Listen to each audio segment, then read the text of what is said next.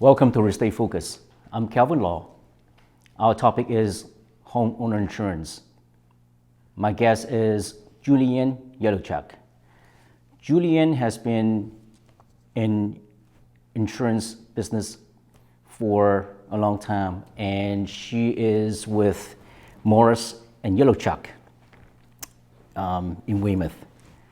And she is here to share her expertise about homeowner insurance. And by the way, Morris and Yellowchuck has been established since 1942. So welcome, and thank you for being here. Thank you. Thank you. Thank you for joining me. So in a normal real estate transaction, when the buyer has completed the loan application and also received the conditional commitment letter from the lender, they have to fulfill their conditions on the commitment letter. And one of the conditions that they have to meet so that they can get the loan approved by the lender is the homeowner insurance policy that they have to get. Mm-hmm. And that's when you enter the picture, and that's when they contact you for it. So with that being said, what type of insurance policies that the buyers must have before closing? If we make the assumption of the condition that we're talking about first-time home buyers, then one of the things that happens is that you would sign a P&S, and then part of the requirement of a lender, if you have to have a lender, is they ask for proof of insurance. And part of that proof of insurance, and that's where I come in. The proof of insurance is actually something that the bank requires the new buyer to have, where their asset or the monies that they have lent you is secured.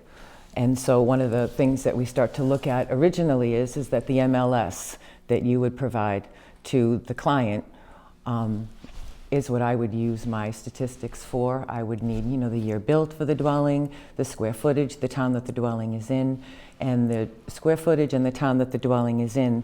We come up with a calculation in the computer that tells us the replacement cost of the dwelling. Each town has their own cost per square foot to rebuild. Insurance is based on a total loss and then rebuilding and what that replacement cost is for that rebuild. So the communication that you would have with the insurance agent would actually be, I'm buying a home, this is the date that I'm buying it, here's the lender, and they want proof that I have insurance. One of the things that we find is that the first-time home buyers don't know that they have to pay their homeowner's insurance. I mean, they hear that it's going to be $1,400, $2,000. They don't understand that they have to come up with that money also for the passing, or send it to the insurance agent, and the insurance agent would process it at that time.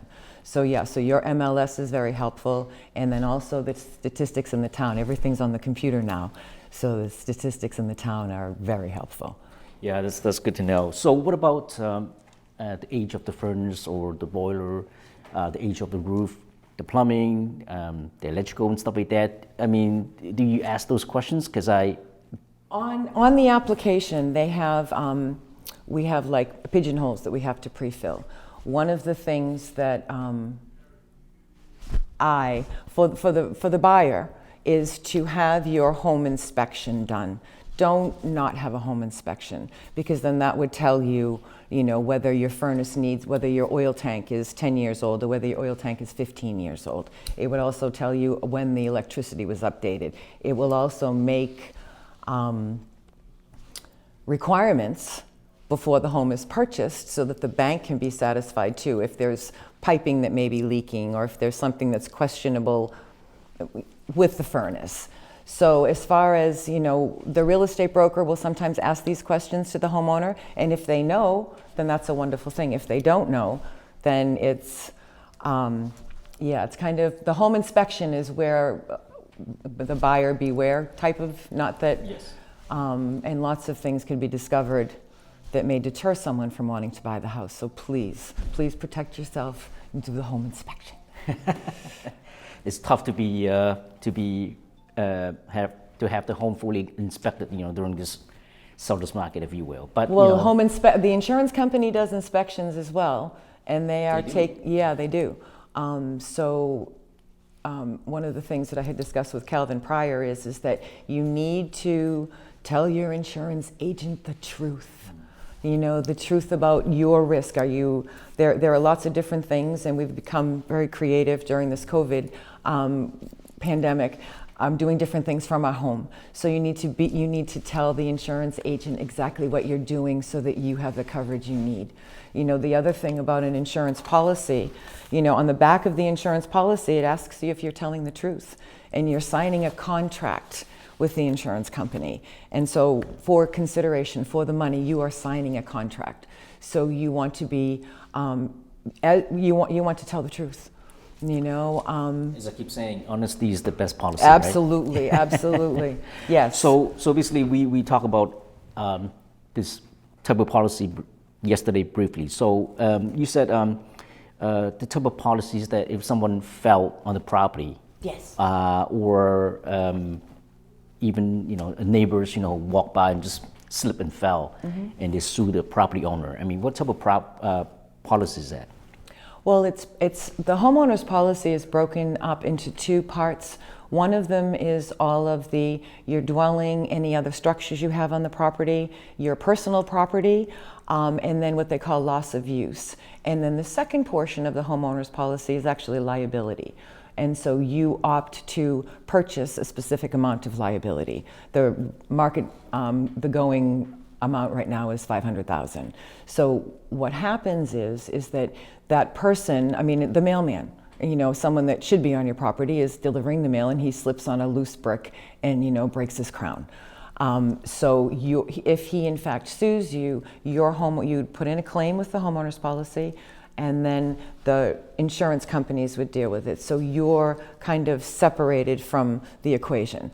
Kind of like a serious car accident. If someone is hurt, you're no longer part of the equation. The person that's injured would get an attorney, and then it's the company's attorney and your attorney that would be, your attorney is the company attorney, and then the other person's attorney. Interesting. So liability would come in that form. And then if I could, just for a caveat, is that if you are a first-time home buyer, you have auto insurance, you want to protect your assets, you may want to increase your optional bodily injury, that's your Part 5, to at least 103.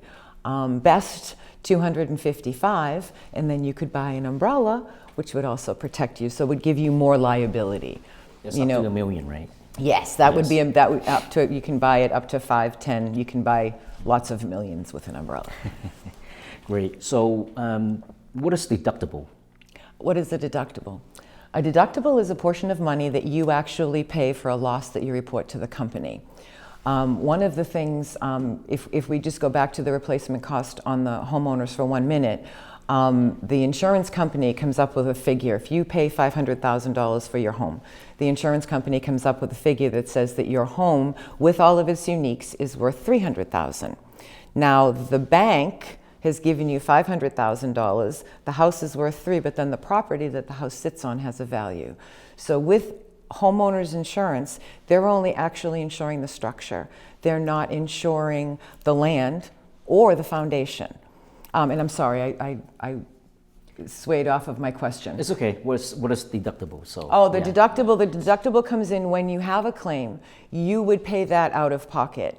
And your deductible is not normally something that you are given back by the company. Like with an auto claim, if someone else hits you, you would receive your deductible back once you've filled out a portion of paperwork. In the situation with the homeowner's claim, your deductible is not something that you would get back. $1,000 seems to be the standard in the marketplace right now. You can have a higher deductible. You have money in the bank. You have a couple $1,000s in the bank. Your homeowner's deductible could be higher. So that it's whatever you could stand to lose. And what happens is that figure comes off of fixing the damages. Interesting. Yeah. So when the homeowners or first-time home buyers purchase homeowner insurance, why do you need to check their credit scores? That what actually happens in a lot of situations is that we don't have their social security numbers at the time of filling out an application. So it's kind of, their credit score itself is not really checked. It's more, I mean, we would have their driver's license, we would have their full name, we would have their prior address, we would have their date of birth. So there's information, and again, when we plug all the information into the computer comes back and gives us the information. With the different companies that we use, they have different rating structures or rating tiers.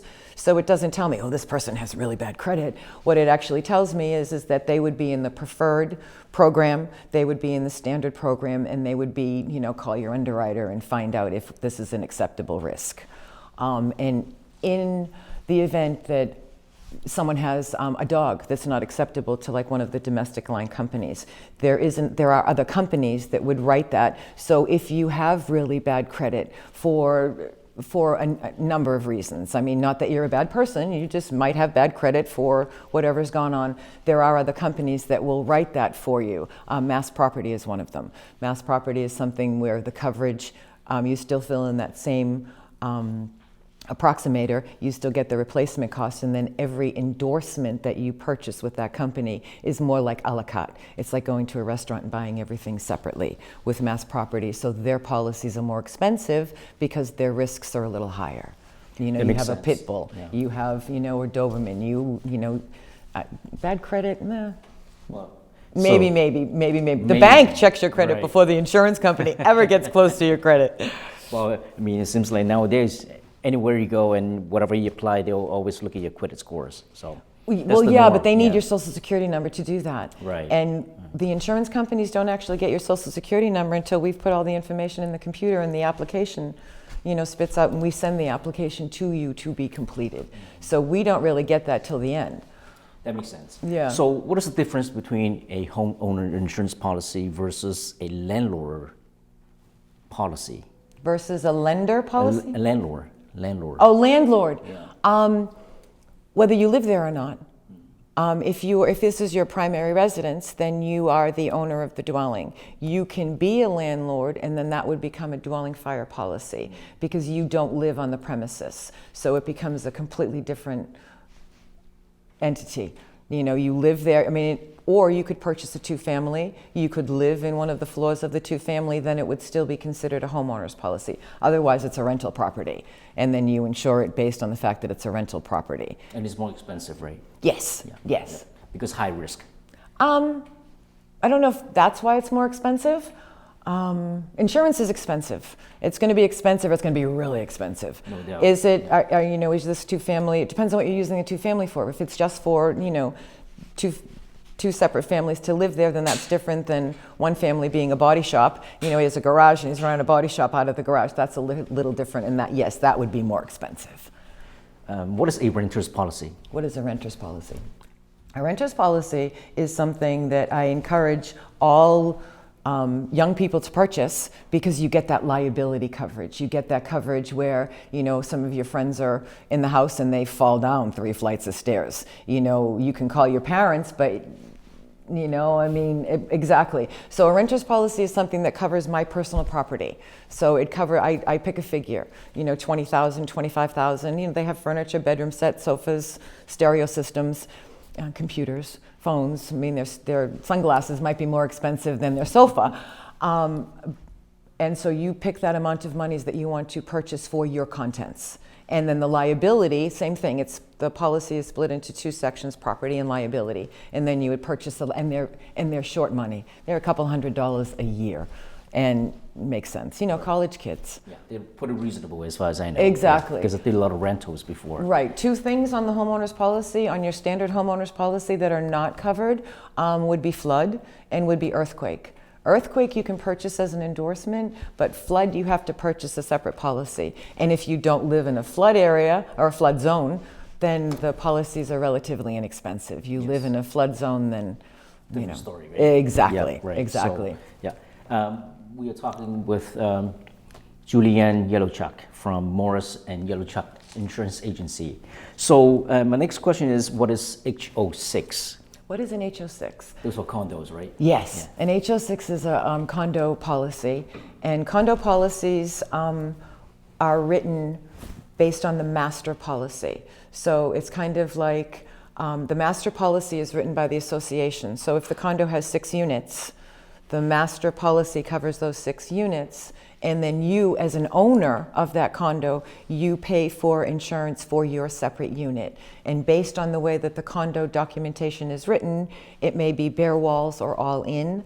Bare walls, you need coverage for the structure. All in, you don't need any coverage for the structure, just for your belongings and liability. So again, it's your belongings and liability. Great. And so during the term of the insurance policy, can a homeowner cancel the insurance policy? Yes. They can? Yes. For if they reasons? Don't, usually, as I said, the first year, the monies is usually paid the day of the passing, at the passing, or to the insurance agent. So the homeowner's insurance is paid in full, usually. And then going forward, if you have the money escrowed, the bank will escrow your mortgage, your taxes, and your insurance. So if you have the money escrowed, your insurance will be paid every year by your mortgage company. So there's a form that you would need to fill out that would cancel the policy. If you wanted to go to a different company, they would also fill out a form, and then you would be informed of that, and then there would be a switch between companies and the client and the insurance agent. And the money would be returned from whatever company you were with. Yes, that makes sense. We just talk about why the insurance keep increasing. I mean, what caused the premiums to increase? It could be various, right? Well, it could vary. And then again, as I say, I mean, even just supplies. You know, if we're talking about the homeowner's policy being rated per square foot and the town that it's in, then Braintree could increase to, you know, $250 per square foot, and then next year it could be $270 per square foot. So the insurance companies, and then there's also an inflation increase on homeowners policies. Car policies, it's the same thing. The insurance companies ask for the rate increase from the Division of Insurance, and then they're approved or not approved. So the increase is based on the statistic of the inflation, or, you know, I mean, expenses or whatever, right? So that's kind of out of my purview of expertise. Right. So in general, the inflation, it increases because everything increases. Right. The things in the grocery store increase, the homeowner's insurance increases, your auto insurance increases, new cars. Yep. You know. That makes sense. What is flood insurance? What is flood insurance? Flood insurance is something that people need that are purchasing a home in a flood zone. Braintree has a lot of different areas that are actually in low-lying levels that are in flood zones. Flood insurance is, there are a couple things about flood insurance and how it would pay out a claim. Flood insurance is actually considered over 5 acres or more than one. The exact terminology is out of my head. A general condition. Flood insurance, if your home floods, and this is not your washing machine flooding, this is outside water coming into your house. Outside water coming into your house is considered a flood. It's not covered under your standard homeowner's policy. So flood insurance is done by zones, depending upon where you live and how you live, and how you live right in a different flood zone than you would live in Braintree. Flood insurance is gauged based on certain amounts of money. They will only go up to $250,000 for a homeowner's property. They will go up to $500,000 for a commercial property. So that's all you can actually insure your home for with the flood policy. And then banks are the ones that usually require it. Homeowners, insurance companies don't require that you have flood, even if you're in a flood zone. So yeah. That makes sense, because the bank want to so flood insurance is a little themselves. tricky, but less expensive if you don't live in a flood zone area. But you could live in a 100-year flood area. McGrath Highway in Quincy is in a flood zone. Who would have thought it? Depends on the water table. If you exactly. Yes. So it could change as well. Exactly. So, There's a little babbling brook that runs Yes. behind a couple of those buildings It there. depends on what the blue areas you will. Exactly. Yeah. So yeah. So, parts of Quincy also in flood zones. Yes. Yeah. So, how can a consumer find a trusted insurance agency? Is it based on Business Bureau or business rating? My experience tells me that most of the young Most of the young not children, but young adults want to find things on their phone, and they want it to be millennium. Absolutely, right? Yes. Yeah. And they want everything to be quick. They want everything to be fast. And if I can scan you this, and I can send you that, so it's definitely, the computer systems are learning.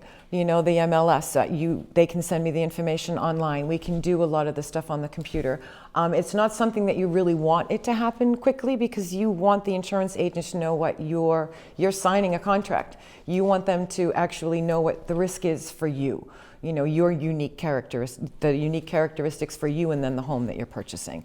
So how to find an insurance agent would be, who do you write your auto with? Most young people that are first-time home buyers already have a car. Do you write your car? Who do your parents write their homeowners insurance, their auto insurance with? Who do they trust? That would be the first, friends. We've gotten clients. We have almost 4 generations of clients in our office, which is fantastic. It's amazing. And again, because awesome. We have built a rapport with their parents, their grandparents, their parents, now them, and then with some cases, some of them their children. So it's wonderful. But again, it depends, your friends, who do your friends have for an insurance agent? And can you talk to them? That's the other part of it. Some people are afraid to call their insurance agent. They'll ask me questions. I don't write I will answer them for them, but they don't want to call their insurance agent. So you should know that they have your back. Know that your insurance agent has your back. And that, that's important. Should look within the sphere of influence. Exactly. Yeah, some of the huge writers that you don't talk to, and Massachusetts is a wonderful state because we have independent insurance agents. You actually have someone that you can talk to, that you're not just dialing in and speaking to a random person every single time. I'm accountable for what I say. Right. I'm accountable for what I tell people is on their policy and what their policy says. I'm accountable for that. Yes, I agree. Yeah, Sorry, it has to be trustworthy and personal as well. Yeah, no doubt. So, well, thank you, Julianne, for you're welcome. Thank coming you here and sharing your insightful expertise with the consumers. Thank you. And I also do teach an insurance class here at Braintree. Yes, there you go. Braintree Continuing Ed at night, and I teach a couple other classes that don't have anything to do with insurance. But so thank you very much. And that's how I found you. So I'm part of the team as well. Yes. At Braintree High. Yeah, Braintree High. Small world, huh? Yeah. So thank you. Thank you. So, with that being said, getting proper insurance to protect your biggest asset and biggest investment is important, so that you can avoid any unforeseen or surprises when it comes to damage to your property. I want to thank you so much for watching, and I hope you found the information insightful and helpful to your needs. I hope to see you next time. Take care.